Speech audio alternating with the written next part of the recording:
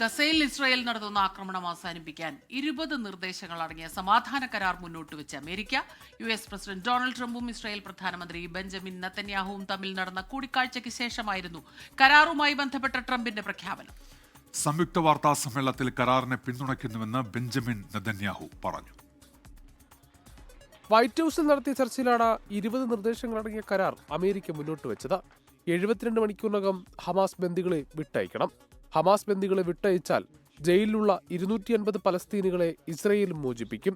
സമാധാന കരാർ Hamas അംഗീകരിച്ചില്ലെങ്കിൽ Benjamin നെതന്യാഹുവിന് ഇഷ്ടം പോലെ പ്രവർത്തിക്കാം. ഗസയുടെ പുനർനിർമ്മാണത്തിന് തന്റെ അധ്യക്ഷതയിൽ ഇടക്കാല രാജ്യാന്തര സമിതി രൂപീകരിക്കുമെന്നും മുൻ ബ്രിട്ടീഷ് പ്രധാനമന്ത്രി ടോണി ബ്ലെയർ അതിലംഗമാകുമെന്നും മറ്റംഗങ്ങളുടെ പേരുകൾ അടുത്ത ദിവസങ്ങളിൽ പ്രഖ്യാപിക്കുമെന്നും Donald Trump. Hamas rejects the deal, which is always possible. They're the only one left. Everyone else has accepted it. But I have a feeling that we're going to have a positive answer. But if not, as you know, Bibi, you'd have our full backing to do what you would have to do. America മുന്നോട്ട് വെച്ച നിർദ്ദേശങ്ങൾ അംഗീകരിക്കുന്നതായി Israel പ്രധാനമന്ത്രി Benjamin Netanyahu. ഗസയെ സൈനിക മുക്തമാക്കും. ഹമാസിനെ നിരായുധീകരിക്കുന്നതിന്റെ വ്യാപ്തിക്കനുസരിച്ച് ഇസ്രയേൽ സൈന്യം ഗസയിൽ നിന്ന് പിന്മാറുമെന്നും Benjamin Netanyahu. I support your plan to end the war in Gaza, which achieves our war aims. It will bring back to Israel all our hostages, dismantle Hamas's military capabilities, end its political rule, and ensure that Gaza never again poses a threat to Israel. സമാധാന കരാർ Hamas അംഗീകരിച്ചില്ലെങ്കിൽ Benjamin നെതന്യാഹുവിന് ഇഷ്ടം പോലെ പ്രവർത്തിക്കാമെന്നും അതിന് America പൂർണ്ണ പിന്തുണ നൽകുമെന്നും Trump സംയുക്ത വാർത്താ സമ്മേളനത്തിൽ പറഞ്ഞു. News desk 24. ഈ വിഷയത്തിൽ കൂടുതൽ വിവരങ്ങളുമായി അമേരിക്കയിൽ നിന്ന് മധു കൊട്ടാരക്കരയാണ് ചേരുന്നത്. Madhu, good morning and good evening. വളരെ നിർണായകമായ തീരുമാനങ്ങൾ ഉണ്ടാകുമെന്നുള്ള പ്രതീക്ഷയിൽ ലോകം മുഴുവനും ഉറ്റുനോക്കിയ ഒരു മീറ്റിംഗ് ആയിരുന്നു അത്. അപ്പോൾ അതുപോലെ തന്നെ 20 നിർദ്ദേശങ്ങൾ അത് ഇസ്രയേൽ അംഗീകരിച്ചിരിക്കുന്നു. പക്ഷേ അപ്പോഴും അവിടെ ഒരു പ്രശ്നമുണ്ട്. ഹമാസ് ഇതിൽ എന്ത് നിലപാടെടുക്കുന്നു എന്നുള്ളത്. ഒപ്പം തന്നെ ഖത്തർ ഭരണാധികാരിയെ ഫോണിൽ വിളിച്ച് കഴിഞ്ഞ ദിവസമുണ്ടായ അറ്റാക്ക് അതിൽ ക്ഷമ ചോദിക്കുന്നു. ഇതൊക്കെ തന്നെ നല്ല കാര്യമാണ്. പക്ഷെ ഇനി അങ്ങോട്ട് എന്ത് എന്നുള്ളൊരു ചോദ്യം ഇപ്പോഴും നിൽക്കുകയാണ്. Good morning Unmesh, Smitha. America നന്നായി ഹോംവർക്ക് ചെയ്തിട്ടാണ് ഈ നെതന്യാഹുവുമായിട്ടുള്ള കൂടിക്കാഴ്ചയ്ക്കായിട്ട് തയ്യാറായത്. കഴിഞ്ഞ കുറേ ദിവസങ്ങളായിട്ട് ലോക നേതാക്കളൊക്കെ വന്നപ്പോൾ തന്നെ അവരുടെയൊക്കെ പിന്തുണ ഉറപ്പിക്കുവാനായി നയതന്ത്ര കോറിഡോറെല്ലാം അമേരിക്കയുടെ ശ്രമങ്ങളുണ്ടായിരുന്നു. ഡൊണാൾഡ് ട്രംപിന്റെ മരുമകൻ ജാരഡ് കഷ്ണർ തന്നെ ഇതിനായിട്ട് മുൻകൈ എടുക്കുകയും ചെയ്തു. അതിനുശേഷമാണ് നെതന്യാഹു വന്നപ്പോൾ ഈ നെതന്യാഹുവിനെ കൊണ്ട് ട്രംപ് കയ്യോടെ ഈ ഖത്തറിനോടും മാപ്പ് പറയിപ്പിക്കുകയും ചെയ്തത്. അതിനുശേഷം ഡൊണാൾഡ് ട്രംപിന്റെ തൊട്ടരികിൽ നിന്നുകൊണ്ട് നെതന്യാഹു പറഞ്ഞത് ഗസയിലെ യുദ്ധം അവസാനിപ്പിക്കാനുള്ള അമേരിക്കയുടെ ഈ പുതിയ പാക്കേജിനെ താൻ പിന്തുണയ്ക്കുന്നു. അത് ഇസ്രയേലിന്റെ യുദ്ധ ലക്ഷ്യങ്ങളൊക്കെ കൈവരിക്കുമെന്നുള്ള ഒരു ആത്മവിശ്വാസവും അദ്ദേഹം പ്രകടിപ്പിക്കുകയും ചെയ്തു. ഇത് ഇപ്പോൾ ഹമാസ് തടങ്കിലുള്ള എല്ലാ ബന്ദികളെയും ഇസ്രയേലിലേക്ക് തിരികെ കൊണ്ടുവരും. അതുപോലെ ഹമാസിന്റെ സൈനിക ശേഷി ഇല്ലാതാക്കും. അവരുടെ രാഷ്ട്രീയ ഭരണം അവസാനിപ്പിക്കുമെന്ന് നെതന്യാഹു പറഞ്ഞു. അതുപോലെ ഗസ ഇനി ഒരിക്കലും ഇസ്രയേലിന് ഭീഷണിയാകില്ലെന്ന് ഉറപ്പാക്കും എന്നുള്ള ഒരു വിശ്വാസം അത് വെച്ച് പുലർത്തുകയും ചെയ്തു. നേരത്തെ ഒരു 20 point peace package White House release ചെയ്തിരുന്നു. ഈ കൂടിക്കാഴ്ചയ്ക്ക് മുന്നോടിയായിട്ട് ഗസയിൽ താൽക്കാലിക ഭരണ സംവിധാനം വരും. അതുപോലെ ബോർഡ് ഓഫ് പീസ് എന്ന ഒരു പുതിയ അന്താരാഷ്ട്ര സംഘടനയായിരിക്കും ഈ താൽക്കാലിക ഗവൺമെന്റിന്റെ മേൽനോട്ടം വഹിക്കുന്നത്. ഡൊണാൾഡ് ട്രംപ് ആയിരിക്കും ഇതിന് നേതൃത്വം നൽകുക. ട്രംപ് പറഞ്ഞത് താൻ പറഞ്ഞിട്ടല്ല, മറ്റുള്ള എല്ലാ ആൾക്കാരും കൂടെ നിർബന്ധിച്ചത് കൊണ്ടാണ് ഇതിന്റെ ലീഡർഷിപ്പിലേക്ക് താൻ വരുന്നതെന്നാണ്. ബ്രിട്ടീഷിന്റെ മുൻ പ്രധാനമന്ത്രി ടോണി ബ്ലെയർ ഉൾപ്പെടെയുള്ള മറ്റ് ലോക രാഷ്ട്ര തലവന്മാരും ഈ ബോർഡിൽ ഉണ്ടായിരിക്കും. അതുപോലെ ഈ ഗസയിലെ പൊതുസേവന സംവിധാനങ്ങൾ, മുനിസിപ്പാലിറ്റികളുടെയും ഒക്കെ ദൈനംദിന പ്രവർത്തനങ്ങൾ ഉറപ്പാക്കുന്നത് ഈ കമ്മിറ്റിയുടെ ഉത്തരവാദിത്വത്തിലായിരിക്കും. ഇത് കൂടാതെ ക്വാളിഫൈഡ് ആയിട്ടുള്ള പാലസ്തീനികളും അതുപോലെ അന്താരാഷ്ട്ര വിദഗ്ധരും ഒക്കെ ഉൾപ്പെടുന്നതായിരിക്കും ഈ കമ്മിറ്റി. ഗസയുടെ ഭരണത്തിൽ ഹമാസിന് ഒരു പങ്കും ഉണ്ടായിരിക്കില്ലെന്നും ഈ പാക്കേജിൽ എടുത്തു പറയുന്നുണ്ട്. അടിയന്തര വെടിനിർത്തൽ, ഇസ്രയേൽ തടവിലാക്കിയ പാലസ്തീൻ തടവുകാർക്ക് പകരം ഹമാസ് ബന്ദികളെ കൈമാറുക, ഗസയിൽ നിന്ന് ഇസ്രയേൽ സൈന്യം ഘട്ടം ഘട്ടമായിട്ട് പിൻവാങ്ങുക, ഹമാസിന്റെ നിരായുധീകരണം, ഇതൊക്കെയാണ് ഈ പാക്കേജിലെ ഹൈലൈറ്റ്സ്. 72 മണിക്കൂറിനകം ഹമാസ് തടങ്കലിലുള്ള മുഴുവൻ പേരെയും വിട്ടയക്കണമെന്നാണ് ഡൊണാൾഡ് ട്രംപ് ആദ്യം ഡിമാൻഡ് വെച്ചിരിക്കുന്നത്. പകരം 250 ഇസ്രയേൽ ജയിലിലുള്ള തടവുകാരെ വിട്ടുകൊടുക്കും. അതേസമയം നേരത്തെ സ്മിത പറഞ്ഞതുപോലെ ഈ ഹമാസിന്റെ സഹകരണം ഇല്ലാതെയുള്ള അത് എത്രമാത്രം ആണെന്നുള്ളൊരു ചോദ്യം ഉയരുന്നുണ്ട്. അവർ പറഞ്ഞത് ആദ്യ പ്രതികരണം മാധ്യമങ്ങളിലൂടെ അറിയുന്നതല്ലാതെ ഡൊണാൾഡ് ട്രംപിന്റെ ഈ സമാധാന പാക്കേജ് കണ്ടിട്ടില്ല എന്നാണ് പ്രതികരിച്ചത്. എന്നാൽ പിന്നീട് ഹമാസ് നേതൃത്വം പറയുന്നു ഖത്തറും ഈജിപ്തും ഈ രേഖകൾ അവരുമായി പങ്കിട്ടു. അവർ അത് നല്ല വിശ്വാസത്തോടെ നല്ല ഉദ്ദേശത്തോടെ അവലോകനം ചെയ്യും, തുടർന്ന് അവരുടെ പ്രതികരണം ഉണ്ടാകും എന്ന് പറയുന്നു. പക്ഷേ സ്മിത, ഉന്മേഷ്, ഈ ചർച്ചകളിൽ നിന്നെല്ലാം ഈ ഹമാസ് സംഘം ഉൾപ്പെടാത്തതും അവർ വിട്ടുനിന്നതും അതുപോലെ ഈ നിരായുധീകരണത്തിന് അവർ നേരത്തെ തന്നെ ആവർത്തിച്ച് അവര് വിസമ്മതിച്ചതാണ്. അത്തരമൊരു യാതൊരു നിർദ്ദേശവും അവർ അംഗീകരിക്കത്തില്ല എന്നുള്ളത്. അതുകൊണ്ട് തന്നെ ഡൊണാൾഡ് ട്രംപിന്റെ ഈ 20 പോയിന്റ് പീസ് പാക്കേജ് എത്രത്തോളം നടപ്പിലാകാൻ സാധ്യതയുണ്ടെന്നുള്ള ഒരു ചോദ്യം ബാക്കി നിർത്തിക്കൊണ്ടാണ് ഇന്നത്തെ ചർച്ചകൾ അവസാനിച്ചിരിക്കുന്നത്. സ്മിത, ഉന്മേഷ്. മധു കൊട്ടാരക്കരയാണ് ഇപ്പോൾ അമേരിക്കയിലെ ന്യൂജേഴ്സിയിൽ നിന്ന് വിവരങ്ങൾ നൽകിയത്. ഗസയിൽ വെടിനിർത്തൽ കരാർ നടപ്പിലാക്കാൻ വൈറ്റ് ഹൌസ് മുന്നോട്ട് വെച്ച നിർദ്ദേശങ്ങളെ അറബ് ഇസ്ലാമിക രാഷ്ട്രങ്ങൾ സ്വാഗതം ചെയ്തു. മേഖലയിൽ സമാധാനം ഉറപ്പാക്കാൻ US പ്രസിഡന്റ് ഡൊണാൾഡ് ട്രംപ് നടത്തിയ ശ്രമങ്ങളെ പ്രശംസിച്ച ഖത്തർ ഉൾപ്പെടെയുള്ള അറബ് ഗൾഫ് രാഷ്ട്രങ്ങൾ സംയുക്ത പ്രസ്താവനയിലാണ് ട്രംപിനുള്ള അഭിനന്ദനം അറിയിച്ചത്. ദോഹയിൽ നിന്ന് അൻവർ പാലേരി തയ്യാറാക്കിയ റിപ്പോർട്ടിലേക്ക്.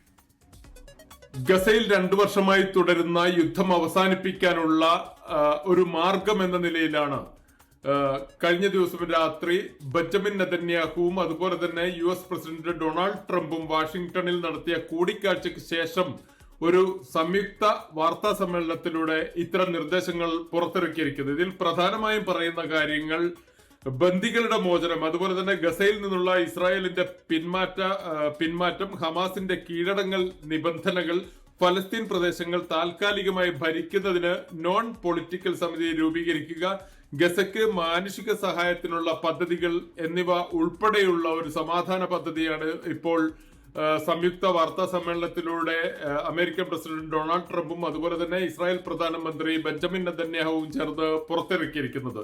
ഇതിനെ എല്ലാ രാജ്യങ്ങളും സ്വാഗതം ചെയ്തിട്ടുണ്ടെങ്കിലും ഹമാസിന്റെ ഇക്കാര്യത്തിലുള്ള പ്രതികരണം വളരെ നിർണായകമാണ്. ഹമാസ് കൂടി ഇക്കാര്യത്തിൽ സമ്മതം അറിയിച്ചാൽ മാത്രമേ ഇത്തരത്തിലുള്ള ഒരു സമാധാന പദ്ധതി യാഥാർത്ഥ്യമാകൂ എന്നുള്ളത് കൂടി നമ്മൾ പ്രത്യേകിച്ച് മനസ്സിലാക്കേണ്ടതുണ്ട്.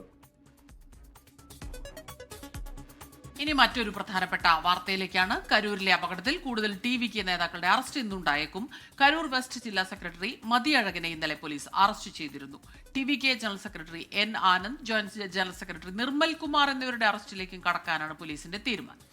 അതിനിടെ സംസ്ഥാന സർക്കാർ നിയോഗിച്ച ജുഡീഷ്യൽ കമ്മീഷൻ ഉടൻ ഇടക്കാല റിപ്പോർട്ട് നൽകും. ഇപ്പോൾ തമിഴ്നാട്ടിലെ കരൂരിൽ നിന്ന് വിവരങ്ങളുമായി സൂരജ് സജിയാണ് ചേരുന്നത്. Sooraj, good morning. ഈ കൂടുതൽ നേതാക്കളുടെ അറസ്റ്റിന് ഇന്ന് സാധ്യതയുണ്ടോ സൂരജ്? ഉന്മേഷ്, കൂടുതൽ നേതാക്കളുടെ അറസ്റ്റിനുള്ള സാധ്യത തന്നെയാണ് കാണുന്നത്. ഇന്നലെയാണ് ഹൈക്കോടതിയിൽ TVK ഒരു ഹർജി അടക്കം സമർപ്പിച്ചത്. പക്ഷേ ആ ഹർജി കോടതി പരിഗണിക്കാതെ നീട്ടിവെക്കുകയും ചെയ്തു. ഇത് സർക്കാരിനെ സംബന്ധിച്ച് കൂടുതൽ ഊർജം നൽകുകയായിരുന്നു. അതോടുകൂടിയാണ് വൈകുന്നേരത്തോടു കൂടി ഒരു അറസ്റ്റിലേക്ക് പോകാനുള്ളൊരു തീരുമാനത്തിലേക്ക് പോലീസ് എത്തിയത്. ഒളിവിൽ കഴിഞ്ഞിരുന്ന TVKയുടെ കരൂർ വെസ്റ്റ് ജില്ലാ സെക്രട്ടറി മതിയഴകനെ പോലീസ് അറസ്റ്റ് ചെയ്യുകയായിരുന്നു. അദ്ദേഹം ഈ സംഭവത്തിന് പിന്നാലെ ഒളിവിൽ പോയി എന്നുള്ളതാണ് പോലീസ് വ്യക്തമാക്കുന്നത്. ഒളിവിൽ കഴിയുന്നതിനിടെയാണ് ഈ മതിയഴകനെ ഈ കേസിൽ അറസ്റ്റ് ചെയ്തിരിക്കുന്നത്. എന്തായാലും ഇതിൽ കൂടുതൽ അറസ്റ്റിലേക്ക് കൂടി പോലീസ് കടക്കുകയാണ്. TVKയുടെ ജനറൽ സെക്രട്ടറി ആയിട്ടുള്ള N ആനന്ദ്, അതോടൊപ്പം തന്നെ ജോയിന്റ് ജനറൽ സെക്രട്ടറി ആയിട്ടുള്ള നിർമ്മൽ കുമാർ എന്നിവരുടെ അറസ്റ്റിലേക്കാണ് ഇനി പോലീസ് കടക്കുന്നത്. ഇവർ രണ്ടുപേരും ഒളിവിലാണ് എന്നുള്ളതാണ് പോലീസ് തന്നെ വ്യക്തമാക്കിയിട്ടുള്ള കാര്യം. അതുകൊണ്ട് തന്നെ വ്യാപകമായ പരിശോധന ഇവർക്ക് വേണ്ടി നടക്കുന്നുണ്ട്. പക്ഷെ അത് പുറത്തേക്ക് വിടുന്നില്ല എന്നുള്ളതാണ്. അതിനിടയിൽ ഇന്നലെയും കഴിഞ്ഞ ദിവസവും എല്ലാം തന്നെ ജുഡീഷ്യൽ കമ്മീഷൻ, ഏകാംഗ ജുഡീഷ്യൽ കമ്മീഷന്റെ തെളിവെടുപ്പുണ്ടായിരുന്നു. ഈ പരിക്കേറ്റ ആളുകളെ നേരിട്ട് കണ്ടും അതോടൊപ്പം തന്നെ ഈ മരിച്ചവരുടെ കുടുംബാംഗങ്ങളുടെ അടക്കം മൊഴി ഇന്നലെ ഈ ഏകാംഗ കമ്മീഷൻ രേഖപ്പെടുത്തിയിരുന്നു. ഇന്നും അതിൽ കുറച്ചു പേരുടെ കൂടി മൊഴി രേഖപ്പെടുത്താനുണ്ട് എന്നുള്ളതാണ് നമുക്ക് ലഭിക്കുന്ന വിവരം. അങ്ങനെയെങ്കിൽ ആ മൊഴിയെ അടിസ്ഥാനപ്പെടുത്തിക്കൊണ്ട് ഒരു ഇടക്കാല റിപ്പോർട്ട് ഇന്ന് സമർപ്പിക്കുന്നതിനും സാധ്യതയുണ്ട്. അതോടൊപ്പം തന്നെ AICC ജനറൽ സെക്രട്ടറി ആയിട്ടുള്ള KC വേണുഗോപാൽ ഇന്ന് കരൂരിലെത്തുന്നുണ്ട്. ഈ പരിക്കേറ്റവരെയും അതോടൊപ്പം തന്നെ ഈ അപകടം നടന്ന സ്ഥലവും എല്ലാം തന്നെ AICC general secretary KC Venugopal സന്ദർശിക്കുമെന്ന്. ഈ സംഭവത്തിന് തൊട്ടു പിന്നാലെ കോൺഗ്രസ് എടുത്ത ഒരു നിലപാട് ജുഡീഷ്യൽ അന്വേഷണം വേണമെന്നാണ്. അത് സർക്കാർ സ്വാഗതം ചെയ്യുകയും ജുഡീഷ്യൽ അന്വേഷണം പ്രഖ്യാപിക്കുകയും ചെയ്തിരുന്നു.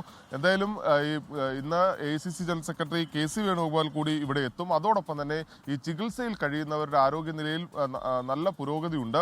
ഈ 65 പേർ ഇതിനോടകം തന്നെ ആശുപത്രി വിട്ടിട്ടുണ്ട്. നിലവിൽ 55 പേർ ചികിത്സയിൽ തുടരുന്നുമുണ്ട്. ഉന്മേഷ്, ശരി. സൂരജ് സജിയാണ് വിവരങ്ങളുമായി നമുക്കൊപ്പം ചേർന്നത്. കരൂരിലുണ്ടായി അപകടത്തിന് പിന്നാലെ TVK അധ്യക്ഷൻ വിജയ്ക്കെതിരെ പ്രധാന പാർട്ടികളൊക്കെ അതിരൂക്ഷ വിമർശനം ഉന്നയിക്കുമെന്നാണ് പ്രതീക്ഷിച്ചിരുന്നത്. എന്നാൽ DMK അടക്കമുള്ള പാർട്ടികൾ വളരെ കരുതലോടെയാണ് നീങ്ങുന്നത്. ജുഡീഷ്യൽ അന്വേഷണ കമ്മീഷൻ റിപ്പോർട്ട് വരുന്നതുവരെ വിജയെ വിമർശിക്കേണ്ടെന്നാണ് പാർട്ടികളുടെ നയം. CPIM മാത്രമാണ് വിജയെ കടന്നാക്രമിച്ചത്. തമിഴക രാഷ്ട്രീയത്തിൽ ഒറ്റയടിക്ക് വഴിവെട്ടി മുന്നേറാനുള്ള യാത്രയിൽ വിജയ്ക്ക് അപ്രതീക്ഷിത തിരിച്ചടിയാണ് കരൂരിലുണ്ടായത്. വിജയുടെ വരവ് കാര്യമായി അലട്ടിയിരുന്നത് DMKയെയും AIADMKയെയും BJPയെയും. അപകടത്തിന് ശേഷം DMKയുടെ പ്രധാന നേതാക്കൾ വിജയുടെ പേരുപോലും പറയുന്നില്ല. ജുഡീഷ്യൽ കമ്മീഷന്റെ അന്വേഷണ റിപ്പോർട്ട് വന്നതിനു ശേഷമോ മദ്രാസ് ഹൈക്കോടതി പ്രതിസ്ഥാനത്ത് നിർത്തിയ ശേഷമോ മാത്രം വിജയെ കടന്നാക്രമിച്ചാൽ മതിയെന്നാണ് DMKയുടെ തീരുമാനം. വിമർശന മുനമ്പിൽ നിർത്തി വിജയ്ക്ക് ജനങ്ങളുടെ മനസ്സിൽ സഹതാപം ഉണ്ടാക്കി നൽകേണ്ടെന്നും ധാരണയുണ്ട്. പാതിരാത്രി കരൂരിലെത്തിയ മുഖ്യമന്ത്രിയുടെ നീക്കമുൾപ്പെടെ ഗുണം ചെയ്യുമെന്ന് DMK വിലയിരുത്തുന്നു. പോലീസിനെതിരായ TVKയുടെ ആരോപണങ്ങളും DMK അവഗണിക്കുന്നു. AIADMK ആകട്ടെ അപകടത്തിൽ DMKയെയാണ് പ്രതിസ്ഥാനത്ത് നിർത്തുന്നത്. ജുഡീഷ്യൽ അന്വേഷണം തൃപ്തികരമല്ല, പോലീസ് വീഴ്ചയാണ് അപകടത്തിന് കാരണമെന്ന് എടപ്പാടി പളനിസ്വാമി പറയുന്നു. വിജയിയെ ഏറ്റവുമധികം പിന്തുണയ്ക്കുന്നത് BJPയാണ്. അതിൽ തന്നെ മുൻ സംസ്ഥാന അധ്യക്ഷൻ K. അണ്ണാമലയും. വിജയ്ക്കെതിരെ കേസെടുക്കരുതെന്നും സംഭവത്തിൽ ഗൂഢാലോചന ഉണ്ടായിട്ടുണ്ടെന്നും അണ്ണാമലൈ പറയുന്നു. വിജയിയെ കൂടെ നിർത്താനുള്ള അവസരമാണെന്ന ചിന്തയും BJPക്കുണ്ട്. ആദ്യ ദിനം വിജയിയെ വിമർശിച്ച കോൺഗ്രസ് പിന്നീട് നിലപാട് മാറ്റി. രാഹുൽ ഗാന്ധി വിജയിയെ വിളിച്ചു. PMK, VCK, നാം തമിഴ് കക്ഷി തുടങ്ങിയ പാർട്ടികൾ വിജയിയെ അറസ്റ്റ് ചെയ്യേണ്ട എന്ന പക്ഷക്കാരാണ്. അതേസമയം തമിഴ്നാട് CPIM വിജയിയെ അതിരൂക്ഷമായ ഭാഷയിൽ വിമർശിച്ചിരുന്നു. 24 കരൂർ. ബീഹാർ നിയമസഭാ തെരഞ്ഞെടുപ്പിനുള്ള അന്തിമ വോട്ടർ പട്ടിക ഇന്ന് പ്രസിദ്ധീകരിച്ചേക്കും. 22 വർഷത്തെ ഇടവേളയ്ക്ക് ശേഷമാണ് തീവ്ര വോട്ടർ പട്ടിക പരിഷ്കരണം നടക്കുന്നത്.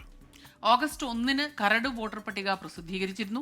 സെപ്റ്റംബർ 1 വരെ വ്യക്തികൾക്കും രാഷ്ട്രീയ പാർട്ടികൾക്കും ആക്ഷേപങ്ങളും എതിർപ്പുകളും അറിയിക്കാനും സമയം നൽകിയിരുന്നു. കരട് വോട്ടർ പട്ടിക അനുസരിച്ച് 7.24 കോടി വോട്ടേഴ്സാണ് ബീഹാറിൽ ഇപ്പോൾ ഉള്ളത്. 65 ലക്ഷം പേരെ ഒഴിവാക്കുകയും ചെയ്തിരുന്നു. ഡൽഹിയിൽ നിന്ന് ബൽറാം നെടുങ്ങാടി ഇപ്പോൾ വിശദാംശങ്ങളുമായി ചേരുന്നുണ്ട്. Balram, good morning. അപ്പോൾ തെരഞ്ഞെടുപ്പിലേക്ക് കടക്കുകയാണ് ബീഹാർ. അതിനുള്ള നടപടിക്രമങ്ങൾ ഓരോന്നായി ആരംഭിക്കുന്നു. എന്തൊക്കെയാണ് വിവരങ്ങൾ Balram? Very good morning Unmesh. Smitha, ബീഹാറിലെ തീവ്ര വോട്ടർ പട്ടിക പരിഷ്കരണ നടപടികൾ പൂർത്തിയായിരിക്കുന്നു. ഇതും പൂർത്തിയാക്കിയ ശേഷമുള്ള വോട്ടർ പട്ടിക, അന്തിമ വോട്ടർ പട്ടിക ഇന്ന് പ്രസിദ്ധീകരിക്കും എന്നാണ് തെരഞ്ഞെടുപ്പ് കമ്മീഷൻ അറിയിച്ചിരിക്കുന്നത്. ജൂൺ 24-നാണ് ബീഹാറിൽ 22 വർഷത്തെ ഇടവേളയ്ക്ക് ശേഷം തീവ്ര വോട്ടർ പട്ടിക പരിഷ്കരണം നടപ്പാക്കുമെന്ന പ്രഖ്യാപനം കേന്ദ്ര തെരഞ്ഞെടുപ്പ് കമ്മീഷൻ നടത്തുന്നത്. അതിനുശേഷം ജൂൺ 25 മുതൽ ജൂലൈ 25 വരെ ഇതുമായി ബന്ധപ്പെട്ടുള്ള പ്രാഥമിക നടപടികൾ ആരംഭിക്കുകയും പിന്നീട് കരട് വോട്ടർ പട്ടിക പ്രസിദ്ധീകരിക്കുകയും ചെയ്തു. ബീഹാറിൽ ഈ നേരത്തെ 2003 വോട്ടർ പട്ടിക പരിഷ്കരണം നടപ്പാക്കിയ ഘട്ടത്തിൽ പ്രായപൂർത്തിയാകാത്ത ആളുകൾ മുഴുവനായും തന്നെ തങ്ങളുടെ രേഖകൾ, മാതാപിതാക്കളുടെ രേഖകൾ, തിരിച്ചറിയൽ രേഖകളും കൂടാതെ ജനന സർട്ടിഫിക്കറ്റ് അടക്കമുള്ള രേഖകൾ സമർപ്പിക്കണം എന്നുള്ള നിർദ്ദേശമായിരുന്നു നൽകിയത്. 11 രേഖകൾ ആദ്യഘട്ടത്തിൽ സ്വീകരിക്കും എന്ന് തെരഞ്ഞെടുപ്പ് കമ്മീഷൻ അറിയിക്കുകയും പിന്നീട് അതിൽ ആധാർ കാർഡ് കൂടി ഉൾപ്പെടുത്തുകയുമായിരുന്നു സുപ്രീം കോടതിയുടെ ഇടപെടലിന്റെ അടിസ്ഥാനത്തിൽ. ആദ്യഘട്ട വോട്ടർ പട്ടികയിൽ 65 ലക്ഷം പേരെ ഒഴിവാക്കിയതായുള്ള ആക്ഷേപം ഉയർന്നിരുന്നു. അത് കോടതിയുടെ ശ്രദ്ധയിലടക്കം പെടുത്തിയിരുന്നു. എന്തായാലും 7.89 കോടി വോട്ടർമാരാണ് ബീഹാറിൽ ഉള്ളത്. അതിൽ 65 ലക്ഷം പേരെ ഒഴിവാക്കിയത് പ്രതിപക്ഷ പാർട്ടികളുടെ ഭാഗത്തു നിന്നും കടുത്ത വിമർശനങ്ങൾക്ക് ഇടയാക്കുകയും ചെയ്തിരുന്നു. എന്നാൽ രേഖകൾ പരിശോധിച്ച് അതിൻ്റെ രണ്ടാം ഘട്ട നടപടികൾ, ഈ വോട്ടർ പട്ടിക പരിഷ്കരണവുമായുള്ള നടപടികൾ പൂർത്തിയാക്കുക. അത് ഓരോ ദിവസവും അതിൻ്റെ നടപടികൾ സംബന്ധിച്ചുള്ള വാർത്താക്കുറിപ്പ് തെരഞ്ഞെടുപ്പ് കമ്മീഷൻ പുറത്തിറക്കിയിരുന്നു. പ്രത്യേകിച്ച് കടുത്ത വിമർശനങ്ങൾ ഉയരുന്ന ഘട്ടത്തിൽ ഇതിനുശേഷമുള്ള വോട്ടർ പട്ടികയാണ് ഇന്ന് പ്രസിദ്ധീകരിക്കാൻ ഇരിക്കുന്നത്. അതിൽ പരാതികൾ ഉയർന്നത് പരിഹരിച്ചാണ് ഓരോ ഘട്ടത്തിലും മുന്നോട്ട് പോയത് എന്നും പരമാവധി ഒരു വോട്ടർക്ക് പോലും തങ്ങളുടെ വോട്ട് നഷ്ടപ്പെടാത്ത തരത്തിലാണ് ഈ വോട്ടർ പട്ടിക പരിഷ്കരണം നടപ്പാക്കിയത് എന്നും അതേസമയം മരിച്ചുപോയവരോ സ്ഥലം മാറിപ്പോയവരോ ഇരട്ടിപ്പ് അടക്കമുള്ള ക്രമക്കേടുകളെല്ലാം തന്നെ ഒഴിവാക്കിയതാകും വോട്ടർ പട്ടിക എന്നുമാണ് തെരഞ്ഞെടുപ്പ് കമ്മീഷൻ വ്യക്തമാക്കുന്നത്. ഒക്ടോബർ ആദ്യവാരം ബീഹാറിലെ നിയമസഭാ തെരഞ്ഞെടുപ്പിന്റെ പ്രഖ്യാപനം ഉണ്ടാകുമെന്നാണ് പ്രതീക്ഷിക്കുന്നത്. 4-5 തീയതികളിലായി മുഖ്യ തെരഞ്ഞെടുപ്പ് കമ്മീഷണർ ജ്ഞാനേഷ് കുമാറിന്റെ നേതൃത്വത്തിലുള്ള സംഘം സംസ്ഥാനത്തെത്തി സാഹചര്യങ്ങൾ നേരിട്ട് അവലോകനം ചെയ്യുന്നുണ്ട്. അതിന് തൊട്ടു പിന്നാലെ 6-7 തീയതികളിലായി പ്രഖ്യാപനം ഉണ്ടാകുമെന്നാണ് പ്രതീക്ഷിക്കുന്നത്. നവംബർ ആദ്യവാരം മുതൽ 3 ഘട്ടമായാകും ബീഹാറിലെ നിയമസഭാ തെരഞ്ഞെടുപ്പ് നടക്കുക എന്നുമാണ് നിലവിൽ ലഭ്യമാകുന്ന സൂചന. ഉന്മേഷ് സ്മിത. ശരി, ബൽറാം നെടുങ്ങാടിയാണ് ഡൽഹിയിൽ നിന്ന് വിവരങ്ങൾ നൽകിയത്. ശബരിമല ശ്രീകോവിലിനു മുന്നിലെ ദ്വാരപാലക ശില്പങ്ങളിലെ സ്വർണം പൂശിയ പാളികൾ ഒക്ടോബർ 17 പുനഃസ്ഥാപിക്കും. ഹൈക്കോടതിയുടെ അനുമതി ലഭിച്ചതോടെയാണ് പാളികൾ പുനഃസ്ഥാപിക്കാൻ തിരുവിതാംകൂർ ദേവസ്വം ബോർഡ് തീരുമാനിച്ചത്. തിരുവാഭരണം കമ്മീഷന്റെ നേതൃത്വത്തിൽ നടപടിക്രമങ്ങളെല്ലാം വീഡിയോയിൽ ചിത്രീകരിച്ചാണ് സ്വർണം പൂശിയ പാളികൾ ചെന്നൈയിലെ സ്ഥാപനത്തിലേക്ക് കേടുപാടുകൾ പരിഹരിക്കാനായി കൊണ്ടുപോയത്. അറ്റകുറ്റപ്പണികൾക്ക് ശേഷം സന്നിധാനത്ത് എത്തിച്ച സ്വർണ്ണപ്പാളികൾ സ്ട്രോങ് റൂമിൽ സൂക്ഷിച്ചിരിക്കുകയാണ്. തിരുവനന്തപുരത്ത് നിന്ന് മനീഷ് മഹിപാലാണ് ഇപ്പോൾ വിവരങ്ങളുമായി ചേരുന്നത്. മനീഷ്, ഹൈക്കോടതിയുടെ അനുമതി ഇപ്പോൾ കിട്ടിയിട്ടുണ്ട്. അപ്പോൾ ആ നടപടികളിലേക്ക് ദേവസ്വം ബോർഡ് കടക്കാൻ പോകുന്നു. എന്തൊക്കെയാണ് വിവരങ്ങൾ മനീഷ്? മനീഷ്, കേൾക്കാമോ?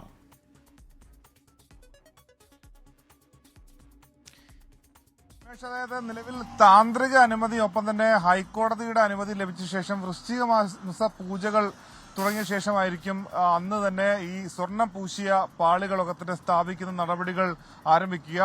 അതേസമയം നിലവിൽ ശബരിമലയിലെ വിവാദ വിഷയമായിട്ടുള്ള ഈ സ്വർണം പൂശിയ പാളികൾ ഒപ്പം തന്നെ അതിന്റെ പീഠം കാണാതായ സംഭവം തന്നെ വലിയ വിവാദമായിട്ടുണ്ട്. നിലവിൽ ഇതുമായി ബന്ധപ്പെട്ട അന്വേഷണം, അതായത് എന്തൊക്കെയുണ്ട് ശബരിമലയെ സംബന്ധിച്ച് അവിടെയുള്ള ആഭരണങ്ങൾ, സ്വർണം, വെള്ളി തുടങ്ങിയുള്ള ആഭരണങ്ങളൊപ്പം തന്നെ ഇതുമായി ബന്ധപ്പെട്ട ഈ നിലവിൽ തിരുവാഭരണവുമായി ബന്ധപ്പെട്ട കാര്യങ്ങളിലൊക്കെ തന്നെ ഒരു വ്യക്തതയില്ല. എന്തൊക്കെ തരത്തിലുള്ള കാര്യങ്ങളുണ്ട് എന്നുള്ള കണക്കില്ല. 2016 അവസാനമായി ഇത് സംബന്ധിച്ചുള്ള ഒരു കണക്കെടുപ്പ് അല്ലെങ്കിൽ അതുമായി ബന്ധപ്പെട്ട അനൌദ്യോഗികമായ ഒരു കണക്കെടുപ്പ് ദേവസ്വം ബോർഡിന്റെ ഭാഗത്തുനിന്ന് ഉണ്ടായതെന്നാണ് നിലവിൽ കോടതിയുടെ നിരീക്ഷണം. ഇതിന്റെ പശ്ചാത്തലത്തിൽ മുൻ റിട്ടയർഡ്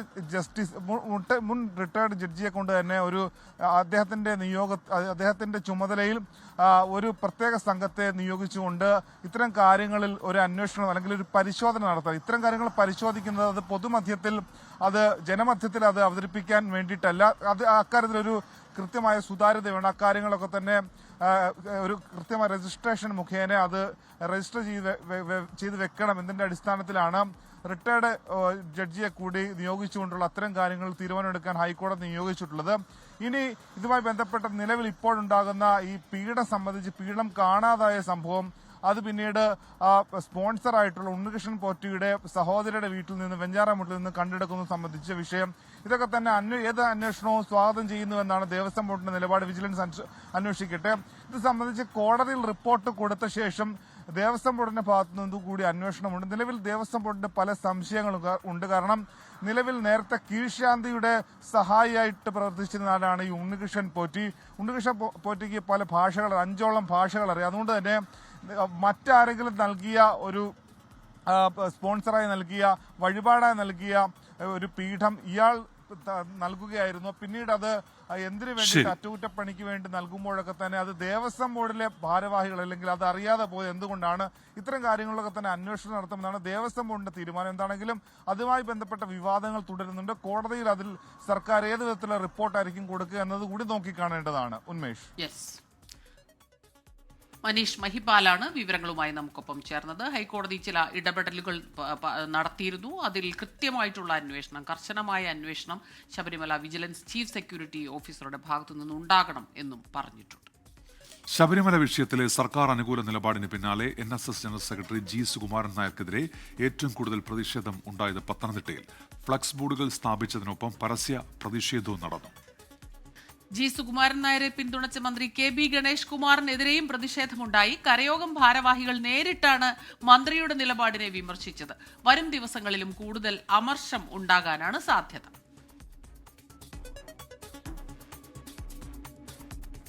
തീവ്ര വോട്ടർ പട്ടിക പരിഷ്കരണത്തിനെതിരെ നിയമസഭ ഒറ്റക്കെട്ടായി പ്രമേയം പാസാക്കിയതിനു പിന്നാലെ പൊതുയോഗങ്ങളും സെമിനാറുകളും സംഘടിപ്പിക്കാനൊരുങ്ങി LDF. വോട്ടർ പട്ടിക പരിഷ്കരണത്തെ തുറന്നു കാണിക്കാൻ കേരളത്തിൽ ശക്തമായ ക്യാമ്പയിനുകൾ സംഘടിപ്പിക്കും. SAR വിഷയത്തിൽ ജില്ലാ കേന്ദ്രങ്ങളിൽ പരിപാടികൾ നടത്തും. ഒക്ടോബർ 21 മുതൽ 27 വരെ ജില്ലകളിൽ സെമിനാർ, കൂട്ടായ്മകൾ, സായാഹ്ന ധർണ, പ്രകടനം, പൊതുയോഗം എന്നിങ്ങനെ സംഘടിപ്പിക്കാനാണ് തീരുമാനം.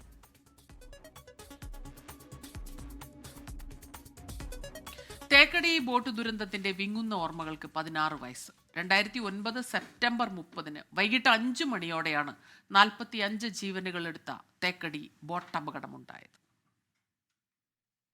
2009 സെപ്റ്റംബർ 30 കേരളത്തെ ഞെട്ടിച്ചുകൊണ്ട് തേക്കടി തടാകത്തിലെ മണക്കവല ഭാഗത്ത് വെച്ച് 45 വിനോദസഞ്ചാരികളുമായി യാത്ര പുറപ്പെട്ട KTDCയുടെ ജലകന്യക എന്ന ബോട്ട് മുങ്ങിയത്. 7 കുട്ടികളും 23 സ്ത്രീകളുമായിരുന്നു ബോട്ടിലുണ്ടായിരുന്നത്. തമിഴ്നാട്, പശ്ചിമബംഗാൾ, ഡൽഹി എന്നീ സംസ്ഥാനങ്ങളിൽ നിന്നും വിദേശത്തു നിന്നുമുള്ള വിനോദസഞ്ചാരികളായിരുന്നു അപകടത്തിൽപ്പെട്ടവരിൽ ഏറെയും. അപകട കാരണം കണ്ടെത്തുന്നതിനായി സർക്കാർ ജുഡീഷ്യൽ അന്വേഷണവും ക്രൈംബ്രാഞ്ച് അന്വേഷണവും പ്രഖ്യാപിച്ചു. കരയിൽ കാട്ടാനക്കൂട്ടത്തെ കണ്ടതോടെ യാത്രക്കാർ ഒരു വശത്തേക്ക് മാറിയതാണ് അപകടത്തിന് കാരണമായത് എന്നായിരുന്നു പ്രാഥമിക നിഗമനം. എന്നാൽ അനുവദനീയമായതിൽ കൂടുതൽ ആളുകളെ കയറ്റിയതും ലൈഫ് ജാക്കറ്റുകൾ ഇല്ലാതിരുന്നതും ബോട്ടിന്റെ അശാസ്ത്രീയ നിർമ്മാണവുമാണ് അപകട കാരണമെന്നാണ് വിവിധ അന്വേഷണ സംഘങ്ങൾ കണ്ടെത്തിയത്. അപകടം നടന്ന് 5 വർഷത്തിനു ശേഷമാണ് ക്രൈംബ്രാഞ്ച് ആദ്യ കുറ്റപത്രം സമർപ്പിച്ചത്.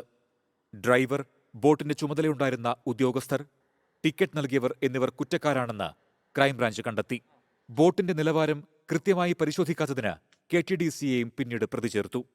Research desk 24.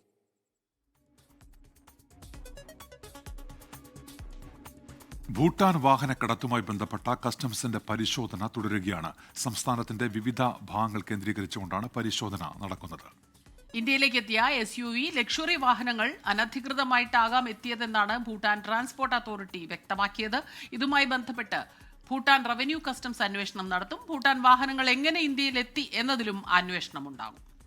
രാജ്യാന്തര തലത്തിൽ നിന്നുള്ള വളരെ പ്രധാനപ്പെട്ട ഒരു വാർത്തയിലേക്കാണ്. അഫ്ഗാനിസ്ഥാനിൽ താലിബാന്റെ ഇന്റർനെറ്റ് ബ്ലാക്ക് ഔട്ട്. രാജ്യത്ത് ഫൈബർ ഓപ്റ്റിക് സേവനങ്ങൾ പൂർണ്ണമായും വിച്ഛേദിക്കപ്പെട്ടു. ഇന്റർനെറ്റ് സേവനങ്ങൾ അധാർമികം എന്ന് ചൂണ്ടിക്കാണിച്ചാണ് താലിബാന്റെ നടപടി. രാജ്യവ്യാപകമായി മൊബൈൽ ഫോൺ സർവീസുകൾ തകരാറിലായി. കാബൂളിൽ നിന്നുള്ള വിമാന സർവീസുകളെയും ഇത് ബാധിച്ചിട്ടുണ്ട്.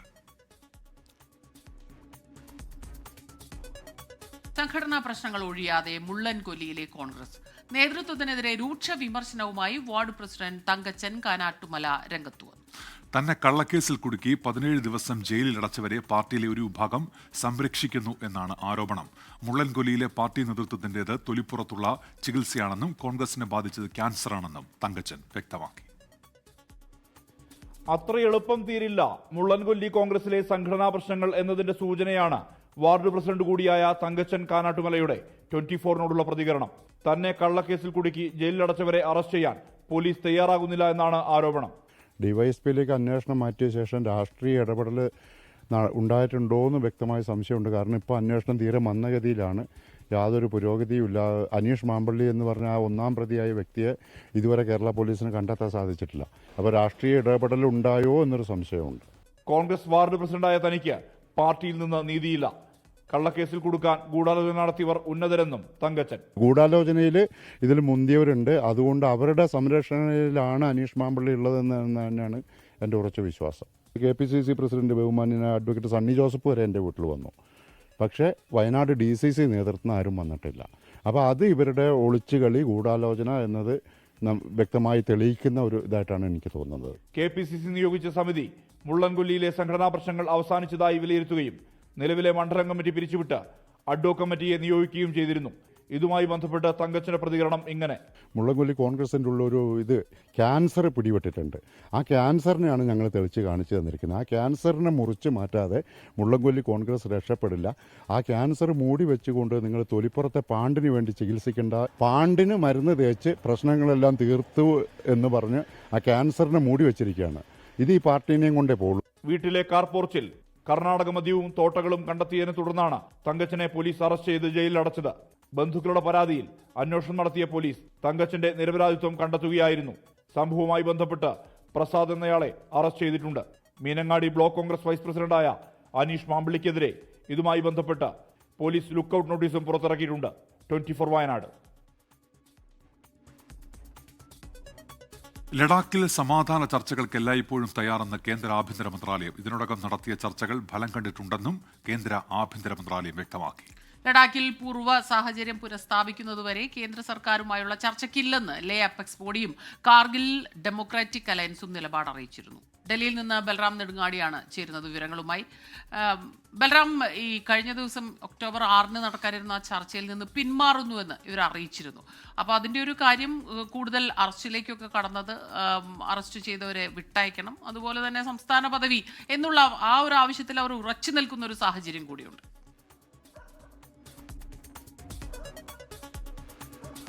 സ്മിത, ഉന്മേഷ്, ഈ നിലവിലിപ്പോൾ ലഡാക്കിലെ സമാധാന ചർച്ചകൾ അത് ഏതാണ്ട് സ്തംഭിച്ച ഒരു സാഹചര്യത്തിലേക്ക് എത്തിയിരിക്കുന്നു. ഒക്ടോബർ 6 നടത്താനിരുന്ന ചർച്ചകളിൽ നിന്നും പ്രധാനപ്പെട്ട 2 സംഘടനകളും പിന്മാറിയിരിക്കുന്നു എന്നുള്ളതാണ് അതിലേറ്റവും ശ്രദ്ധേയം. ലേ അപ്പെക്സ് ബോഡി, ഒപ്പം തന്നെ കാർഗിൽ ഡെമോക്രാറ്റിക് അലയൻസ് എന്നീ 2 സംഘടനകളും സമാധാന ചർച്ചകൾ നിന്നും താൽക്കാലികമായി പിന്മാറുന്നതായി അറിയിച്ചിരിക്കുകയാണ്.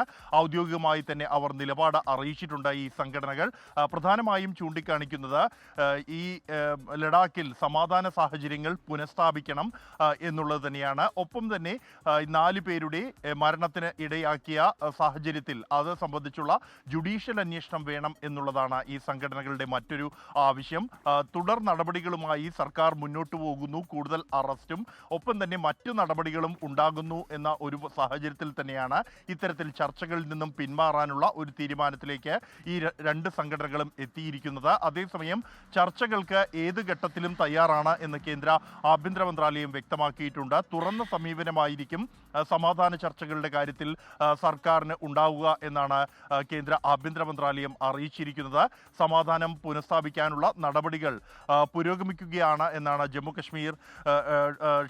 ലഡാക്ക് ലഫ്റ്റനന്റ് ഗവർണർ കവീന്ദർ ഗുപ്ത അറിയിച്ചിരിക്കുന്നത്. അതുമായി ബന്ധപ്പെട്ടുള്ള തുടർ നടപടികൾ, സമാധാന ശ്രമങ്ങളും പുരോഗമിക്കുകയാണ് എന്നും ലഫ്റ്റനന്റ് ഗവർണർ വ്യക്തമാക്കിയിട്ടുണ്ട്. ഉന്മേഷ്, സ്മിത. ബൽറാം നെടുങ്ങാടിയാണ് ഡൽഹിയിൽ നിന്ന് വാർത്തയുടെ വിശദാംശങ്ങൾ നൽകിയത്. ഇനി അറിയിപ്പുകൾ. ഇന്ന് പൊതു അവധി പ്രഖ്യാപിച്ചിട്ടുണ്ടെങ്കിലും സപ്ലൈകോയുടെ മാവേലി സ്റ്റോറുകൾ ഉൾപ്പെടെയുള്ള എല്ലാ വിൽപ്പനശാലകളും ഇന്നും നാളെയും തുറന്നു പ്രവർത്തിക്കും. ആലപ്പുഴ ഹരിപ്പാട് റെയിൽവേ സ്റ്റേഷന് ലെവൽ ക്രോസ് നമ്പർ 122 ഇന്ന് വൈകിട്ട് 6 മണിവരെ അറ്റകുറ്റപ്പണികൾക്കായി അടച്ചിടും. വാഹനങ്ങൾ level cross number 115, traffic gate 124 എന്നിവിടങ്ങളിലൂടെ സഞ്ചരിക്കണം. ഇടുക്കി കരുണാപുരം ഗവൺമെന്റ് ITIയിൽ draftsman, civil, computer operator and programming assistant എന്നീ ട്രേഡുകളിൽ സീറ്റൊഴിവ്. അഭിമുഖം ഇന്ന് രാവിലെ മുതൽ ITI. Alappuzha Kayamkulam government girls higher secondary സ്കൂളിൽ ഗണിതശാസ്ത്ര അധ്യാപക ഒഴിവിലേക്ക് ഇന്ന് നടത്താനിരുന്ന അഭിമുഖം മാറ്റിവെച്ചു. ഒക്ടോബർ 4 പുതിയ തീയതി. സംസ്ഥാനത്ത് ഇന്നു മുതൽ 3 ദിവസം ബാങ്കുകൾക്ക് അവധിയായിരിക്കും. ഇന്ന് ദുർഗാഷ്ടമിയും നാളെ മഹാനവമിയും ഒക്ടോബർ 2 ഗാന്ധി ജയന്തിയുമായതിനാലാണ് ബാങ്കുകൾക്ക് 3 ദിവസം അവധി.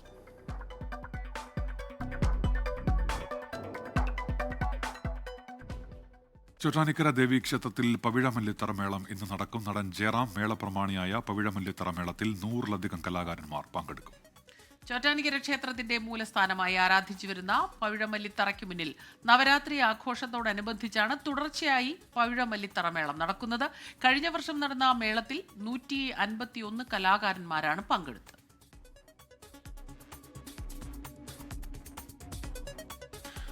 SKN40 രണ്ടാം ഘട്ടമായ ജ്യോതിർഗമയുടെ ലഹരി വിരുദ്ധ പോരാട്ടത്തിന്റെ ഭാഗമായി വയനാട് പുൽപ്പള്ളി കാപ്പിസെറ്റ് മുതലിമാരൻ മെമ്മോറിയൽ സർക്കാർ ഹൈസ്കൂൾ ജനപ്രതിനിധികളും അധ്യാപകരും വിദ്യാർത്ഥികളും രക്ഷിതാക്കളും ലഹരി വിരുദ്ധ സന്ദേശ ക്യാമ്പയിനിൽ അണിചേർന്നു.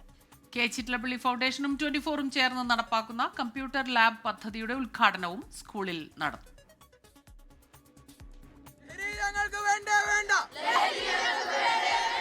കാപ്പിസെറ്റ് മുതലിമാരൻ മെമ്മോറിയൽ ഗവൺമെന്റ് സ്കൂൾ ഗ്രൗണ്ടിൽ വിദ്യാർത്ഥികളുടെ ലഹരിക്കെതിരായ പോരാട്ട പ്രതീകമായി കലാപ്രകടനങ്ങൾ.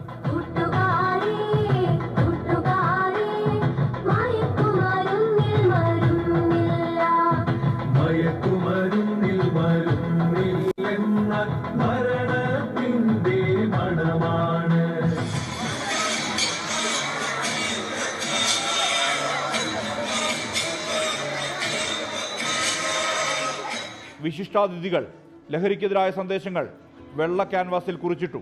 വിദ്യാർത്ഥികൾ ചിത്രങ്ങൾ വരച്ചു.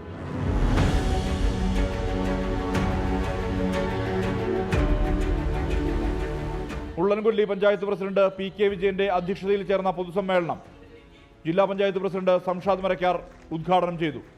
ഒരുപക്ഷെ കേരളത്തിലെ ടെലിവിഷൻ ചരിത്രത്തിൽ തന്നെ ഏതെങ്കിലും ഒരു ചാനൽ ഇത്തരം ഒരു പ്രവൃത്തി ആ ചാനലിൻ്റെ വളർച്ചയ്ക്കോ പ്രമോഷനോ വേണ്ടി അല്ലാതെ ഒരു നാട്ടിലെ ആളുകളുടെ ജീവനും അവരുടെ സ്വത്തിനും സംരക്ഷണം നൽകാൻ ലഹരിയെ ഉപയോഗിക്കുന്ന ആളുകളെ തടയുകയും ലഹരി വരുന്ന മാർഗങ്ങൾ കണ്ടെത്തി അത് സർക്കാരിൽ സമർപ്പിക്കുകയും ഒക്കെ ചെയ്യുന്ന രീതിയിൽ ഒരു പ്രവൃത്തി ഏറ്റെടുത്തത് 24 ചാനൽ മാത്രം ആയിരിക്കുമെന്നുള്ളതാണ്.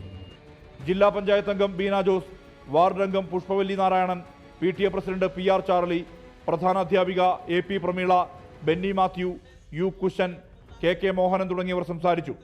24 Wayanad bureau chief Surjith Ayyappath SKN40 Jyothirgamaya പദ്ധതി വിശദീകരിച്ചു. പുൽപ്പള്ളി പോലീസ് ഇൻസ്പെക്ടർ മിഥുൻ ദേവദാസ് ലഹരി വിരുദ്ധ സന്ദേശം നൽകി. SKN40 ജ്യോതിർഗമയ പ്രോഗ്രാമിന്റെ രണ്ടാം ഘട്ടമാണിതെന്ന് വളരെ ആത്മാർത്ഥമായി തന്നെ സോഷ്യൽ കമ്മിറ്റ്മെന്റോട് പ്രവർത്തിക്കുന്ന ഒരു ചാനലായിട്ട് തന്നെ 24 കണക്കാക്കാം. കാരണം പലരും മാധ്യമ സൃഷ്ടിക്ക് വേണ്ടി മാത്രം പല പ്രോഗ്രാംസ് നടത്തുമ്പോൾ പബ്ലിസിറ്റിയും ഉണ്ടും ഇല്ലാതെയും തന്നെ ഒരുപാട് കാര്യങ്ങൾ 24 ന്യൂസ് ചെയ്യുന്നുണ്ട്.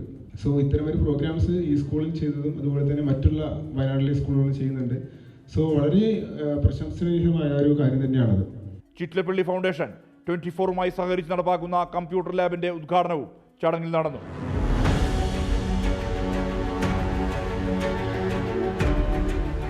എട്ട് കമ്പ്യൂട്ടറുകളും പ്രിന്ററും UPSഉം ഉൾപ്പെടെയാണ് സ്കൂളിനെ കൈമാറിയത്. 24 വയനാട്. ഇനി പ്രധാനപ്പെട്ട ഒരു വാർത്തയിലേക്കാണ്. ഗോവിന്ദചാമിയുടെ ജയിൽ ചാട്ട പശ്ചാത്തലത്തിൽ സുരക്ഷാ വിഷയം പ്രതിപക്ഷം ഇന്ന് നിയമസഭയിൽ ഉന്നയിക്കും. ചോദ്യോത്തരവേളയിലാണ് പ്രതിപക്ഷ MLA-മാർ ഈ വിഷയം ഉന്നയിക്കുക. മനീഷ് മഹിവാലുണ്ട് തിരുവനന്തപുരത്ത് നിന്ന് ഇപ്പോൾ വിവരങ്ങളുമായി. മനീഷ്, എന്തൊക്കെയാണ് വിശദാംശങ്ങൾ? ഉന്മേഷ്, ഇതിനോടകം തന്നെ നിയമസഭയിൽ പല വിഷയങ്ങളും അടിയന്തര പ്രമേയമായി കൂടി തന്നെ ചർച്ചയായിട്ടുണ്ട്. ആരോഗ്യ മേഖലയിലെ പ്രശ്നങ്ങളടക്കം അമീബിക് മസ്തിഷ്ക ജ്വരം, വിലക്കയറ്റം, പോലീസിന്റെ അതിക്രമം അടക്കമുള്ള പല വിഷയങ്ങൾ ചർച്ചയായി. ഇതിപ്പോൾ ഇത് ചോദ്യോത്തര വേളയിലായിരിക്കും. ഇത് സംബന്ധിച്ചുള്ള ഗോവിന്ദചാമിയുടെ ജയിൽ ചാട്ടം സംബന്ധിച്ച്, സംസ്ഥാനത്തെ ജയിലിലുള്ള സുരക്ഷയെ സംബന്ധിച്ച്, ഒപ്പം തന്നെ അതിനെ സംബന്ധിച്ച കണക്കുകൾ എത്രത്തോളം ആളുകൾ ജയിലിൽ ചാടിയിട്ടുണ്ടെന്നും ആളുകളെ പിടികൂടാനുണ്ട് അടക്കമുള്ള കണക്കുകളായിരിക്കും പ്രതിപക്ഷം ഇന്ന് സഭയിൽ ചോദിക്കുക. അത് ഗോവിന്ദചാമിയുടെ ഈ വിഷയമായി മുൻനിർത്തിയായിരിക്കും. ഒപ്പം തന്നെ തിരുവനന്തപുരത്ത് കൊഴുപ്പ് നീക്കൽ ശസ്ത്രക്രിയക്കിടെ യുവതിയുടെ വിരലുകൾ മുറിച്ചു മാറ്റിയ സംഭവത്തിലും അതുമായി ബന്ധപ്പെട്ട കാര്യങ്ങളിലും ഇന്ന് പ്രതിപക്ഷം അത്തരം കാര്യങ്ങളും ചോദ്യോത്തര വേളയിൽ ചോദ്യമായി ഉന്നയിക്കും. ഒപ്പം തന്നെ പല വിഷയങ്ങളും അതുമായി ബന്ധപ്പെട്ട് ആരോഗ്യ മേഖലയിൽ തന്നെ നേരത്തെ അമീബിക് മസ്തിഷ്ക ജ്വരമുള്ള അടക്കമുള്ള വിഷയങ്ങൾ ചർച്ചയായെങ്കിൽ കൂടി പലതരത്തിൽ ഇത്തരത്തിലുള്ള ഒറ്റപ്പെട്ട സംഭവങ്ങളിൽ എന്ത് നിലപാട് സ്വീകരിച്ചു, അല്ലെങ്കിൽ എന്താണ് അതിന്റെ വിശദീകരണം അടക്കമുള്ള കാര്യങ്ങൾ ചോദിക്കാനുള്ള സാധ്യത കൂടെ ഇന്ന് കാണുന്നുണ്ട്. ഒപ്പം തന്നെ ഏറ്റവും പ്രധാനപ്പെട്ട ഇപ്പോൾ ശബരിമല സംസ്ഥാന രാഷ്ട്രീയത്തിന്റെ പ്രധാനപ്പെട്ട ഒരു ചർച്ചാ വിഷയമായി ശ്രദ്ധ ആകർഷിക്കുന്ന സമയത്താണ് 2019 അടക്കമുള്ള ശബരിമല പ്രക്ഷോഭ കാലത്ത് സംസ്ഥാന സർക്കാർ അന്ന് ഈ പ്രക്ഷോഭത്തിൽ പങ്കെടുത്ത ആളുകൾക്കെതിരെ ചുമത്തിയ കേസുകളെ സംബന്ധിച്ചുള്ള വിശദാംശങ്ങൾ, എത്രത്തോളം കേസുകൾ ചുമത്തിയിട്ടുണ്ട്, അതിൽ കേസുകൾ എന്തെങ്കിലും പിൻവലിച്ചിട്ടുണ്ടോ തുടങ്ങിയ വിവരങ്ങൾ ചോദിക്കുക നിർണായകമായിരിക്കും.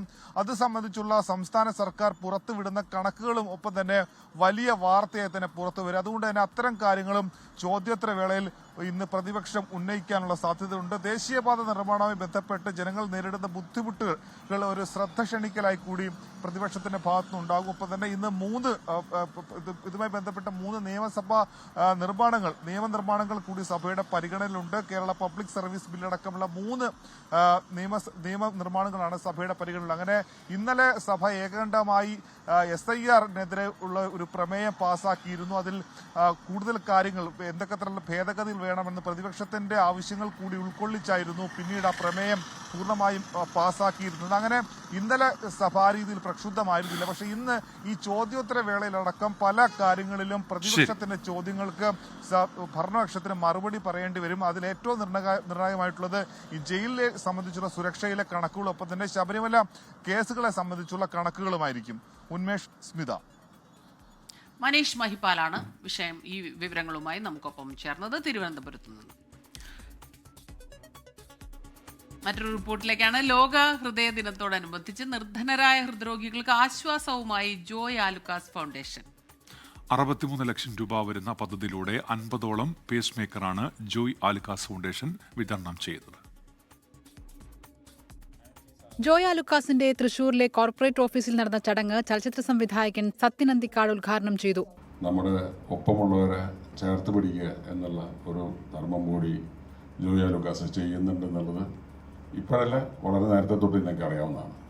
നമുക്ക് ജോയ് ആലുക്കാസ് ഫൗണ്ടേഷൻ്റെ പേരിലായാലും അദ്ദേഹത്തിൻ്റെ സ്വന്തം പേരിലായാലും പൊതുജനങ്ങൾ അറിയാതെ ഒരുപാട് കാര്യങ്ങൾ അദ്ദേഹം ചെയ്യുന്നുണ്ട്. ഞാൻ ഈ ചടങ്ങിന് എന്തായാലും വരും. കാര്യം അതൊരു ഇൻസ്പിറേഷനാണ്. കാര്യം അല്ലെങ്കിൽ നമുക്ക് അദ്ദേഹത്തിനോട് കാണിക്കാൻ പറ്റുന്ന വെറുതെ വാക്കുകൾ കൊണ്ടൊരു അഭിനന്ദനം പറയുന്നതിനേക്കാൾ കൂടുതൽ സാന്നിധ്യം കൊണ്ട് ഞാൻ അഭിനന്ദനം അറിയിക്കുന്നു. പദ്ധതിയുടെ ആദ്യഘട്ടമായി തൃശൂർ ഗവൺമെന്റ് മെഡിക്കൽ കോളേജിൽ നിന്ന് തിരഞ്ഞെടുത്ത 20ഓളം നിർധനരായ രോഗികൾക്ക് പേസ് മേക്കർ സൗജന്യമായി നൽകി. ഒപ്പം നല്ലൊരു കൈയടി കൂടെ റിക്വസ്റ്റ് ചെയ്യുകയാണ് ജോയ് ആലുക്കാസ് ഫൗണ്ടേഷന്റെ gift of Joy 20 promises of life. സമൂഹത്തിലെ നിർധനരായ ആളുകളുടെ ജീവിതത്തിൽ അർത്ഥവത്തായ മാറ്റങ്ങൾ സൃഷ്ടിക്കുന്നതിനാണ് ജോയ് ആലുക്കാസ് ഫൗണ്ടേഷൻ സ്ഥാപിച്ചതെന്ന് ഡോക്ടർ ജോയ് ആലുക്കാസ് പറഞ്ഞു. ജോയ് ആലുക്കാസ് ഫൗണ്ടേഷൻ വളരെയധികം കാര്യങ്ങൾ ചെയ്യുന്നുണ്ട്. പ്രത്യേകിച്ച് മെഡിക്കൽ ഫീൽഡിലെ കേരളത്തിൽ തന്നെയല്ല, തമിഴ്നാട്, ആന്ധ്ര, തെലങ്കാന, കർണാടക ഇങ്ങനെയുള്ള സംസ്ഥാനങ്ങളിൽ ഞങ്ങളുടെ ഷോപ്പ് ത്രൂ ഞങ്ങൾ പല ആക്ടിവിറ്റീസും ചെയ്യുന്നുണ്ട്. Joy Alukkas group executive director Antony Jose, medical കോളേജിലെ cardiologist doctor Karunadas, IMA Thrissur president doctor Joseph George, TMA president Padmakumar, Joy Alukkas group director Jolly Joy Alukkas എന്നിവർ ചടങ്ങിൽ പങ്കെടുത്തു. 24 തൃശൂർ. നോക്കാം രാജ്യാന്തര വാർത്തകൾ ചുരുക്കത്തിൽ. അമേരിക്കയിൽ സർക്കാർ സർവീസിൽ നിന്ന് കൂട്ടരാജിക്കൊരുങ്ങി ഉദ്യോഗസ്ഥർ. ചൊവ്വാഴ്ചയോടെ 1 ലക്ഷം പേർ വിവിധ വകുപ്പുകളിൽ നിന്ന് രാജിവെക്കുമെന്ന റിപ്പോർട്ട്. ചെലവ് ചുരുക്കലിന്റെ ഭാഗമായി ട്രംപ് ഭരണകൂടം നടപ്പാക്കുന്ന സ്വയം വിരമിക്കൽ പദ്ധതി പ്രകാരമാണ് ഉദ്യോഗസ്ഥരുടെ രാജി. സൗദിയിലെ ഗിദിയ നഗരത്തെയും റിയാദ് വിമാനത്താവളത്തെയും ബന്ധിപ്പിക്കുന്ന ഹൈസ്പീഡ് ട്രെയിൻ പദ്ധതി ആരംഭിക്കുന്നു. മണിക്കൂറിൽ 250 കിലോമീറ്റർ വേഗത്തിൽ സഞ്ചരിക്കാൻ കഴിയുന്ന ഹൈസ്പീഡ് ട്രെയിൻ പദ്ധതിയാണ് ആരംഭിക്കുന്നതെന്ന് അധികൃതർ അറിയിച്ചു. സൂപ്പർ സീറ്റ് സെയിൽ ഓഫർ പ്രഖ്യാപിച്ച് ബജറ്റ് വിമാന കമ്പനിയായ എയർ അറേബ്യ. മലയാളികൾ ഉൾപ്പെടെയുള്ള ഇന്ത്യൻ യാത്രക്കാർക്ക് ഗുണകരമാകുന്ന ഓഫറാണ് എയർലൈൻ പ്രഖ്യാപിച്ചത്. ആഗോള ശൃംഖലയിലെ 10 ലക്ഷം സീറ്റുകളിൽ വമ്പൻ നിരക്കിളവുകളാണ് എയർ അറേബ്യ വാഗ്ദാനം ചെയ്യുന്നത്. സൗദി അറേബ്യയിൽ ഡ്രൈവറില്ലാ വാഹനങ്ങൾ പ്രവർത്തിപ്പിക്കാൻ താൽപ്പര്യമുള്ള കമ്പനികളിൽ നിന്ന് അപേക്ഷകൾ സ്വീകരിച്ചു തുടങ്ങിയതായി ജനറൽ ട്രാൻസ്പോർട്ട് അതോറിറ്റി. രാജ്യത്ത് നിക്ഷേപ സാധ്യതകൾ തുറക്കുകയും സുരക്ഷിത ഗതാഗത സംവിധാനം വികസിപ്പിക്കുകയും ചെയ്യുന്നതിന്റെ ഭാഗമായാണ് നടപടി. അമേരിക്കൻ എയർലൈൻസിന്റെ ലാൻഡിംഗ് ഗിയറിൽ അജ്ഞാത മൃതദേഹം കണ്ടെത്തി. യൂറോപ്പിൽ നിന്ന് നോർത്ത് കരോലിനയിലെ ഷാർലറ്റ് ഡഗ്ലസ് അന്താരാഷ്ട്ര വിമാനത്താവളത്തിലെത്തിയ വിമാനത്തിന്റെ ലാൻഡിംഗ് ഗിയറിലാണ് മൃതദേഹം കണ്ടെത്തിയത്. വിമാനത്തിൽ അറ്റകുറ്റപ്പണികൾ നടത്തുന്നതിനിടയിലാണ് മൃതദേഹം ശ്രദ്ധയിൽപ്പെട്ടത്. ഭൂട്ടാൻ വാഹനക്കടത്തുമായി ബന്ധപ്പെട്ട കസ്റ്റംസിന്റെ അന്വേഷണം തുടരുകയാണ്. ഭൂട്ടാനിൽ നിന്ന് എത്തിച്ചെന്ന് വരുന്ന വാഹനങ്ങൾ കണ്ടെത്താനുള്ള ശ്രമങ്ങളും നടക്കും. ഇന്ത്യയിലേക്ക് എത്തിയ SUV ലക്ഷറി വാഹനങ്ങൾ അനധികൃതമായിട്ടാകാം വന്നത് എന്നാണ് ഭൂട്ടാൻ ട്രാൻസ്പോർട്ട് അതോറിറ്റി വ്യക്തമാക്കിയത്. കൊച്ചിയിൽ നിന്ന് വിഷ്ണു സുരേഷ് ഇപ്പോൾ വിവരങ്ങളുമായി ചേരുന്നുണ്ട്. Vishnu, good morning. ഈ അന്വേഷണം എവിടെ വരെ എത്തി? ഇതിനോടകം എന്തൊക്കെ കാര്യങ്ങളിൽ വ്യക്തത വന്നിട്ടുണ്ട് വിഷ്ണു?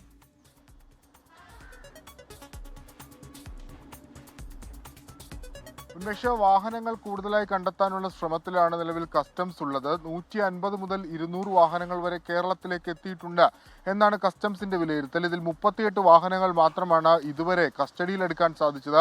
അതിന്റെ പേപ്പർ വെരിഫിക്കേഷൻ ഒക്കെ നടന്നു വരികയാണ്. എന്തായാലും വിശദമായ അന്വേഷണത്തിലേക്ക് കടക്കുന്നു. ഫസ്റ്റ് ഓണർമാരെ കണ്ടെത്താനുള്ള ശ്രമത്തിനാണ് ഇപ്പോൾ കൂടുതൽ പ്രാധാന്യം നൽകുന്നത്. സംസ്ഥാനത്ത് തന്നെ ആകെ അത്തരത്തിൽ ഒരാളെ മാത്രമാണ് കണ്ടെത്തിയത്. അയാളെ വിളിച്ച് ചോദ്യം ചെയ്യുകയും ചെയ്തു. കൂടുതൽ ഫസ്റ്റ് ഓണർമാർ സംസ്ഥാനത്തുണ്ടോ എന്ന് പരിശോധിക്കും. അങ്ങനെയെങ്കിൽ ഇത് ആരാണ് വിറ്റത് എന്ന് കണ്ടെത്താൻ വളരെ എളുപ്പമായിരിക്കും. ആ ശ്രമമാണ് പുരോഗമിച്ചുകൊണ്ടിരിക്കുന്നത്.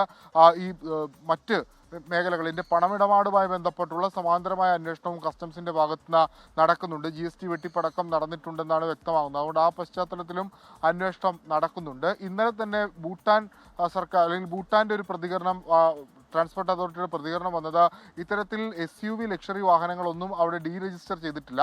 സാധാരണഗതിയിൽ അവിടെ ഡീരജിസ്റ്റർ ചെയ്യാത്ത വാഹനങ്ങൾ അത് ഇന്ത്യയിലേക്ക് എത്തുകയാണെങ്കിൽ അത് സ്വാഭാവികമായി അനധികൃതമായിട്ടാണെന്നാണ് അവരുടെ പ്രതികരണം. അവിടുത്തെ കസ്റ്റംസും ഇതുമായി ബന്ധപ്പെട്ടുള്ള അന്വേഷണം ആരംഭിച്ചിട്ടുണ്ട്. മറ്റൊരു പ്രധാനപ്പെട്ട കാര്യമുള്ളത് ഈ കസ്റ്റംസിന്റെ നടപടിക്കെതിരെ നടൻ ദുൽഖർ സൽമാൻ നൽകിയ ഹർജിയാണ്. അത് നാളെ പരിഗണിക്കാനാണ് വെച്ചിരുന്നത്. പക്ഷേ നാളെ കോടതി അവധിയായതിനാൽ അത് 6-ാം തീയതിയിലേക്ക് മാറ്റിയിരിക്കുകയും ചെയ്തിട്ടുണ്ട്. ഉന്മേഷം. ശരി, കൊച്ചിയിൽ നിന്ന് വിഷ്ണു സുരേഷാണ് ഈ വാർത്തയുടെ വിവരങ്ങൾ നമുക്ക് നൽകിയത്. ഫ്ലവേഴ്സ് അക്കാഫ് പൊന്നോണ കാഴ്ചയ്ക്ക് ആവേശ കുടിയിറക്കം. ദുബായ് വേൾഡ് ട്രേഡ് സെന്ററിൽ നടന്ന പരിപാടി കാണാൻ ആയിരങ്ങളാണ് എത്തിയത്.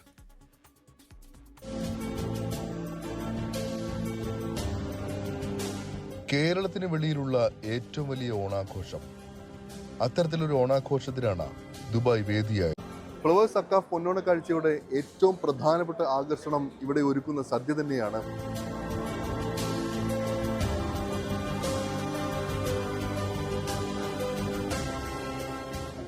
ഞങ്ങളിവിടെ 28 ഐറ്റംസ് ഉണ്ട്. ഓണസദ്യ ഞങ്ങൾ ട്രഡീഷണലായിട്ട് ചെയ്തുകൊണ്ടിരിക്കുന്നതാണ്.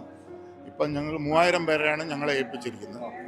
അപ്പം ഞങ്ങളത് വളരെ ഭംഗിയായിട്ട് വളരെ ഉത്തരവാദിത്വത്തോടു കൂടി മുനിസിപ്പാലിറ്റിയുടെ കെയർ ഓഫിൽ തന്നെ അത് ചെയ്ത് വളരെ ഭംഗിയാക്കാനാണ് ഞങ്ങളെല്ലാവരെയും കൂടെ ശ്രമിക്കുന്നത്. ഞങ്ങൾ ടീം വർക്കാണ്.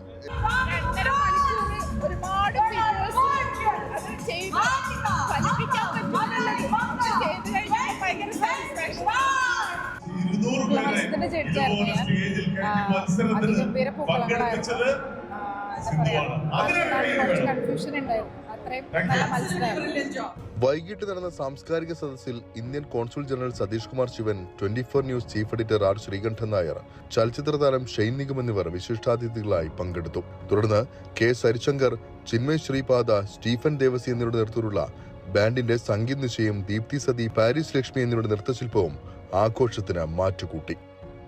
24 ദുബായ്. ഈജിപ്തിലെ പുരാതന ശിലാനിർമ്മിതികളായ പിരമിഡുകൾ ഇന്നും ലോകമെമ്പാടുമുള്ള സന്ദർശകരുടെ പ്രധാന ആകർഷണമാണ്. പൗരാണിക ഈജിപ്തിന്റെ മായാമുദ്രകളായി കാലത്തെ അതിജീവിക്കുന്ന ഈ നിർമ്മിതികൾ പുരാവസ്തു ഗവേഷകരെയും ചരിത്രകാരന്മാരെയും നൂറ്റാണ്ടുകളായി ആകർഷിക്കുന്നു. കെയ്റോയിലെ പിരമിഡുകളുടെ നഗരമായ ഗിസ പിരമിഡ് സമുച്ചയത്തിൽ നിന്ന് അൻവർ പാലേരി തയ്യാറാക്കിയ റിപ്പോർട്ടിലേക്ക്. സഹാറ മരുഭൂമിയുടെ ഭാഗമായ പടിഞ്ഞാറൻ മരുഭൂമിയിൽ ജലസാന്നിധ്യം കുറഞ്ഞ ഗിസ, ലിഷ്ടിക് എന്നീ പ്രദേശങ്ങളിൽ മാത്രം 30ഓളം പിരമിഡുകളാണ് വിനോദസഞ്ചാരികളെ അത്ഭുതപ്പെടുത്തിക്കൊണ്ട് ഇങ്ങനെ തലയുയർത്തി നിൽക്കുന്നത്. കെയ്റോ നഗരത്തിൽ നിന്ന് 30 മിനിറ്റ് സഞ്ചരിച്ചാൽ 3 പിരമിഡുകൾ തലയുയർത്തി നിൽക്കുന്ന ഗിസ പിരമിഡ് സമുച്ചയത്തിൽ എത്തിച്ചേരാം. ഗിസ നെക്രോപോളിസ് എന്നുകൂടി അറിയപ്പെടുന്ന ഈ സമുച്ചയം ഗ്രേറ്റ് പിരമിഡ്, ഖഫ്രൈ പിരമിഡ്, മെൻകൗറ പിരമിഡ് എന്നിവ ഉൾപ്പെട്ടതാണ്. പുരാതന ഈജിപ്തിലെ 4ാം രാജവംശത്തിന്റെ കാലത്ത് ക്രിസ്തുവിനു മുമ്പ് ഏകദേശം 2600നും 2500നും ഇടയിലുള്ള കാലയളവിലാണ് ഇവ നിർമ്മിക്കപ്പെട്ടതെന്നാണ് ചരിത്രം. ഫറോവമാരുടെയും അവരുടെ ഭാര്യമാരുടെയും ശവകുടീരങ്ങൾക്കായി പണികഴിപ്പിച്ച ഈ പിരമിഡുകൾ കാണാൻ 100 കണക്കിന് സഞ്ചാരികളാണ് ഓരോ ദിവസവും ഈ പിരമിഡ് സിറ്റിയിൽ വന്നിറങ്ങുന്നത്. കുതിരപ്പുല്ലും ചാണകവും മണക്കുന്ന ഈ പുരാതന നഗരത്തിലെ ഓരോ മനുഷ്യനും ലോകത്തിന്റെ വിവിധ ഭാഗങ്ങളിൽ നിന്നായി എത്തിച്ചേരുന്ന വിനോദസഞ്ചാരികൾക്കായി പ്രതീക്ഷയോടെ കാത്തിരിക്കുന്നു. പിരമിഡിന് ചുറ്റും കുതിരവണ്ടിയിൽ വലം വെക്കാൻ സന്ദർശകരെ ക്ഷണിച്ചുകൊണ്ട് വിലപേശുന്ന കുതിരക്കാരും കുട്ടികളും ഭിക്ഷാടകരും ഉൾപ്പെടെ നൂറ്റാണ്ടുകൾക്ക് മുമ്പുള്ള ഏതോ കാലത്ത് നിന്നും പറിച്ചു നടപ്പെട്ടതാണെന്ന് തോന്നുന്ന തരത്തിലാണ് ഇവിടുത്തെ ഓരോ കാഴ്ചകളും. പിരമിഡുകളുടെ നിർമ്മാണം ചരിത്രത്തിലെ വലിയ ചർച്ചകൾക്കുള്ള വിഷയവും ഏകദേശം 4500 വർഷങ്ങൾക്ക് മുൻപൊക്കെ ഇത്രയും വലിയ മഹാസൃഷ്ടികൾ സാധ്യമാക്കാൻ എങ്ങനെ ഈജിപ്തുകാർക്ക് സാധിച്ചു എന്നതും ഇന്നും ഉത്തരമില്ലാത്ത സമസ്യകളായി തന്നെ അവശേഷിക്കുന്നു. പ്രാചീന കാലഘട്ടത്തിൽ നൈൽ നദി ഏതോ പിരമിഡുകൾക്ക് സമീപത്തായി ഒഴുകിയിരിക്കാമെന്നും അല്ലെങ്കിൽ ഇതുവഴി ഒഴുകിയിരുന്ന നൈലിന്റെ ഏതോ കൈവഴി പിന്നീട് വറ്റിപ്പോയതായിരിക്കാം എന്ന സാധ്യതകളും സജീവമായി ചർച്ച ചെയ്യപ്പെടുന്നുണ്ട്. ഏകദേശം 64 കിലോമീറ്റർ നീളമുള്ളതായിരുന്നുവത്രേ ഈ നദി. പിരമിഡ് എന്നർത്ഥമുള്ള അഹ്റാമത്ത് എന്നാണ് ഈ പ്രാചീന നദിക്ക് ശാസ്ത്രജ്ഞർ പേരിട്ടിരിക്കുന്നത്. അറബ് ലോകത്തെ എല്ലാ രാഷ്ട്രീയ കൊടുങ്കാറ്റുകളെയും അതിജീവിച്ച് പിരമിഡുകളുടെ നഗരം ഇപ്പോഴും സഞ്ചാരികളെ ആകർഷിക്കുകയാണ്. കൈറോവിൽ നിന്നും 36 കിലോമീറ്റർ അകലെയാണ് ഈജിപ്തിലെ ഈ പുരാതന നഗരം സ്ഥിതി ചെയ്യുന്നത്. കൈറോവിലെ പിരമിഡുകളുടെ നഗരത്തിൽ നിന്നും അൻവർ പാലേരി. ഒരു വാർത്ത വരുന്നത് മ്യാൻമറിൽ ഭൂചലനം എന്നുള്ളതാണ്. 4.7 തീവ്രത രേഖപ്പെടുത്തി. വടക്കിഴക്കൻ സംസ്ഥാനങ്ങളിലും ഇതിന്റെ പ്രകമ്പനങ്ങളുണ്ട്. മണിപ്പൂർ, നാഗാലാൻഡ്, അസം എന്നീ സംസ്ഥാനങ്ങളിലും ഭൂചലനം അനുഭവപ്പെട്ടു എന്നുള്ള റിപ്പോർട്ടുകൾ ഇപ്പോൾ ഡൽഹിയിൽ നിന്ന് വരുന്നുണ്ട്. അതിന്റെ വിശദാംശങ്ങൾ അറിവാകുന്നതേ ഉള്ളൂ.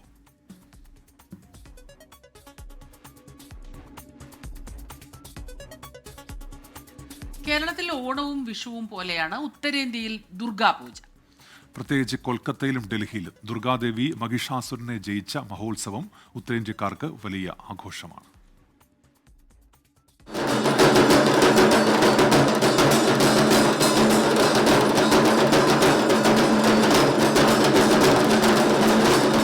ഡൽഹിയിലെ കാളിബാധിക്ക് നേർക്കൊരു കണ്ണാടി വെച്ചാൽ കൊൽക്കത്തയിലെ തെരുവ് തന്നെ.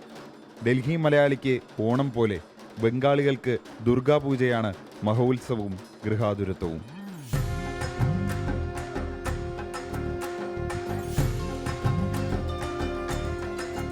और कोई बात नहीं है, बहुत ही बढ़िया फेस्टिवल. आप लोग आ जाइए, देख लीजिए एक बार. दक्षिण दिल्ली कालीबाड़ी यही है मेन, बहुत बड़ा उत्सव. इस टाइम जहाँ भी कलकत्ता बड़े बड़े पूजा पंडल में 25 लाख आदमी ऐसे दर्शन कर रहे हैं. കൊൽക്കത്തയിൽ നിന്ന് ഡൽഹിയിലേക്ക് തൊഴിൽ തേടിയെത്തിയ തരൺകുമാറിന് പറയാൻ 50 വർഷത്തെ കഥകളുണ്ട്. 4 साल पहले का अभी परिवर्तन बहुत कुछ हो गया, बहुत परिवर्तन है. हाँ, यहाँ परिवार है, यहाँ हमारा घर बार सब कुछ अपना ही बन गया. ബംഗാളികളുടെ മാത്രം ഉത്സവമല്ല ഡൽഹിയിൽ Durga Puja. I have come along with my family to this pandal, and as you can see, you can see around how is the atmosphere.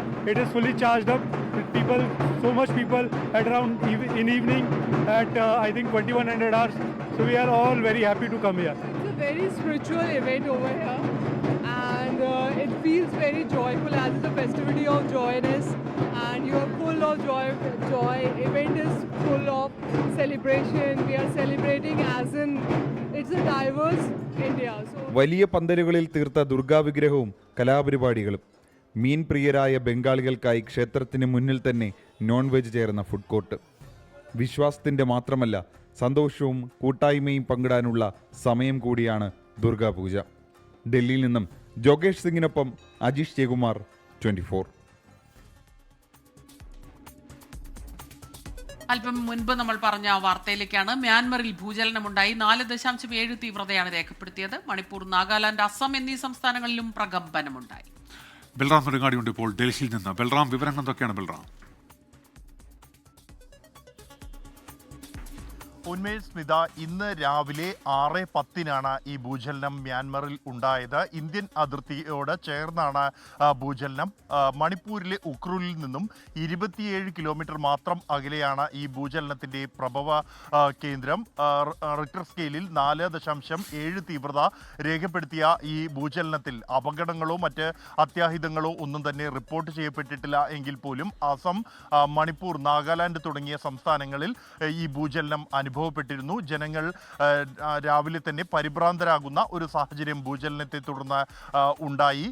മറ്റ് അത്യാഹിതങ്ങൾ ഒന്നും തന്നെ ഈ ഭൂകമ്പത്തെ തുടർന്ന് ഇതുവരെയും റിപ്പോർട്ട് ചെയ്യപ്പെട്ടിട്ടില്ല. ശക്തമായ ഭൂചലനത്തിന്റെ വിഭാഗത്തിന് തൊട്ടടുത്ത 4.7 തീവ്രതയാണ് ഈ ഭൂചലനത്തിന് രേഖപ്പെടുത്തിയത് എന്നതുകൊണ്ട് തന്നെ അത്യന്തം ഗൗരവത്തോടു കൂടി തന്നെയാണ് സാഹചര്യം നിരീക്ഷിക്കുന്നത് അധികൃതർ. കഴിഞ്ഞയാഴ്ച ബംഗ്ലാദേശിലും സമാനമായ റിക്ടർ സ്കെയിലിൽ 4 മുകളിൽ തീവ്രത രേഖപ്പെടുത്തിയ ഭൂചലനം ഉണ്ടായിരുന്നു. അത് വടക്ക് കിഴക്കൻ സംസ്ഥാനങ്ങളിൽ ആ ഭൂചലനത്തിന്റെ ഘട്ടത്തിലും പ്രകമ്പനങ്ങൾ അനുഭവപ്പെട്ടിരുന്നു. ഉന്മേഷ്, സ്മിത.